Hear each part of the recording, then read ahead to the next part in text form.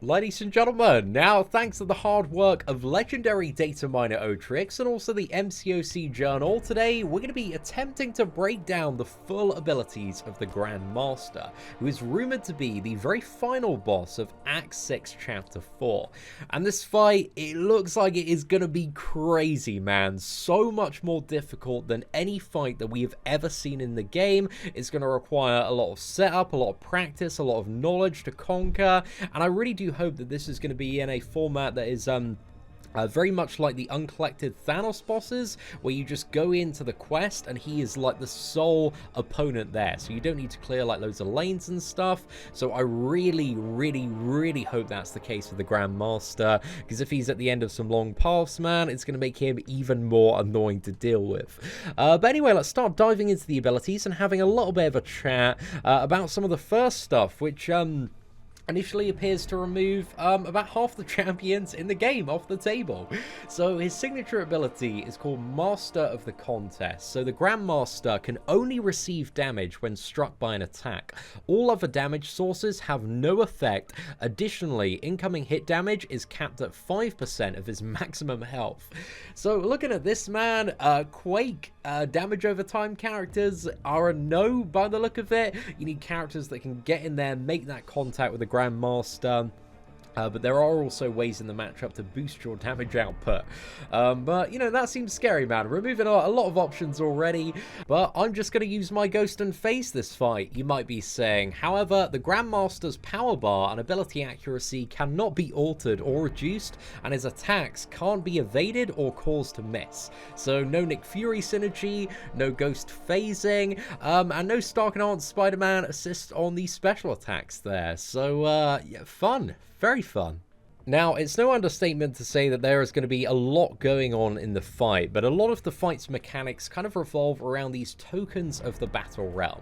So throughout the fight, each time the Grandmaster throws a special one, the summoner will gain a token of competence or a token of blunder. At any point during the fight, if the summoner reaches 5 tokens of blunder, the Grandmaster instantly goes to a special 3 and one-shots you. So you need to be you know, very aware of that mechanic there.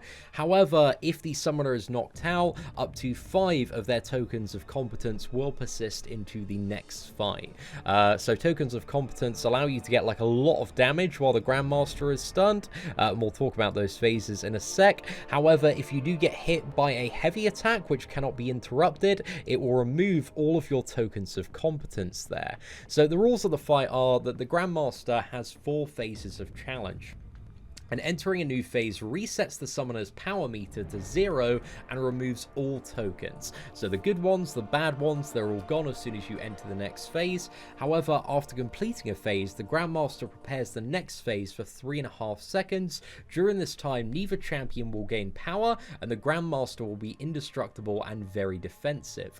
After the preparation is complete, the Grandmaster becomes infuriated for 6 seconds before the next phase officially begins, and while he is infuriated, neither champion can gain power, and the Grandmaster is unblockable, indestructible, and very aggressive. However, there is one mechanic that is in the favor of the player, so throughout each phase, the summoner will have opportunities to push the Grandmaster to his wounded state. So while he's wounded, the Grandmaster is stunned, and the summoner's attack is increased by 150% for each token of competence. So champions that like deal a lot of damage on their own, man, are going to hit really hard during this phase.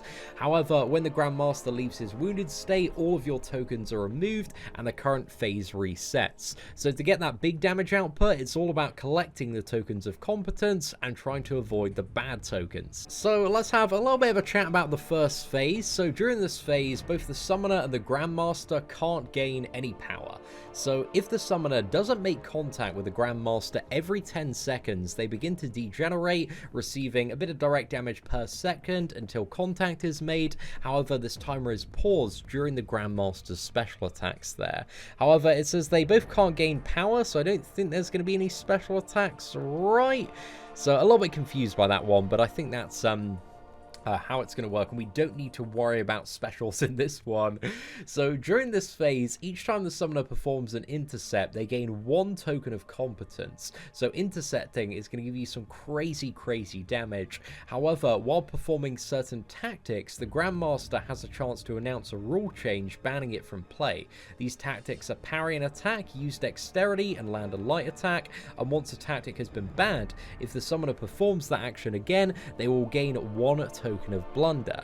Now, after all 3 of these tactics have been banned, then they are instantly unbanned, and the Grandmaster prepares a special 1, so tactics cannot be banned again until the Grandmaster has thrown a special 1, and after a special 1, he's wounded for 8 seconds. So after a special 1, and all the tactics have been thrown, this is where you can get in like the big damage. So to recap this phase, you've got to intercept to gain tokens of competence. You've also not got to use a tactic once it's been banned, so that's going to be a little bit annoying with stuff like parry, dexterity, and landing light attacks there.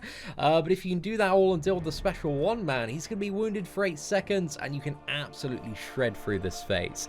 So I think this phase is probably going to be one of the more easy ones to deal with, but again, there is a fair amount going on there. Now, moving into the second phase, at 69% health, the Grandmaster becomes immune to all stun debuffs for this phase and all remaining phases, and you can now gain up to 1 bar of power, and the Grandmaster gains 15% of a power bar for each hit landed by the summoner.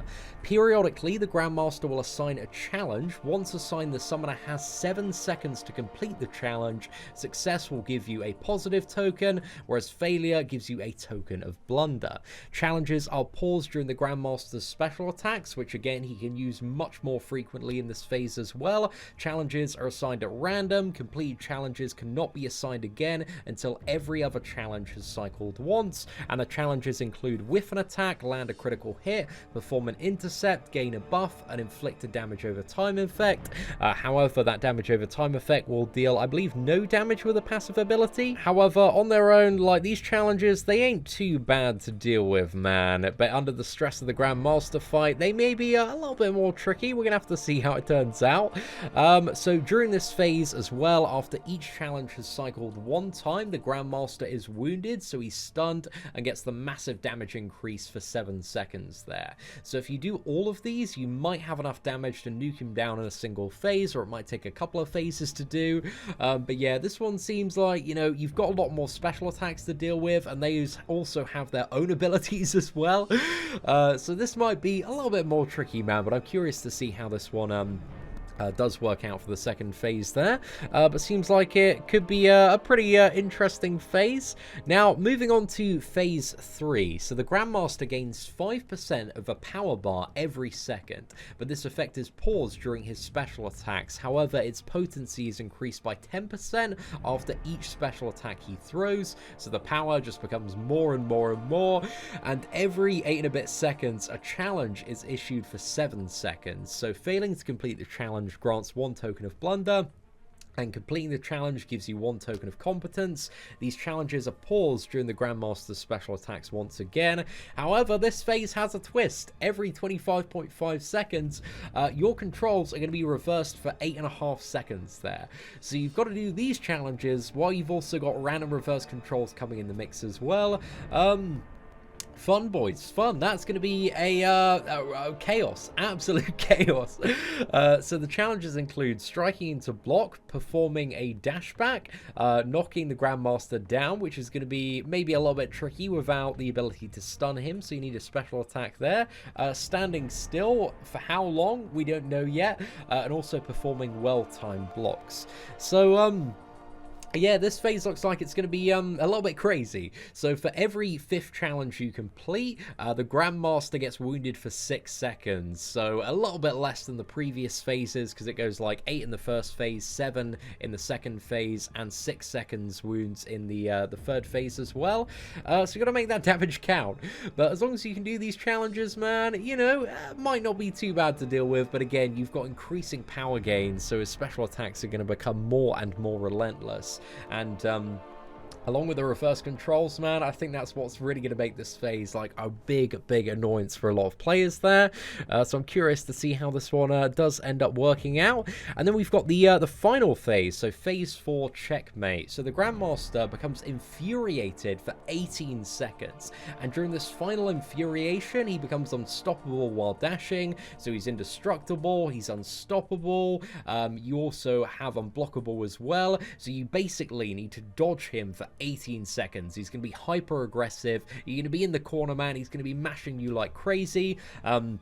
So you need to be like really on your toes for this phase. However, it looks like if you just dodge him for 18 seconds, then he's wounded for the rest of the fight, which I think should stun him, or I don't really know how that interacts with like the stun immunity. I think it is still gonna bypass it, so hopefully that means like he just gets stunned after this infuriation, and then you can take him down using a special 3.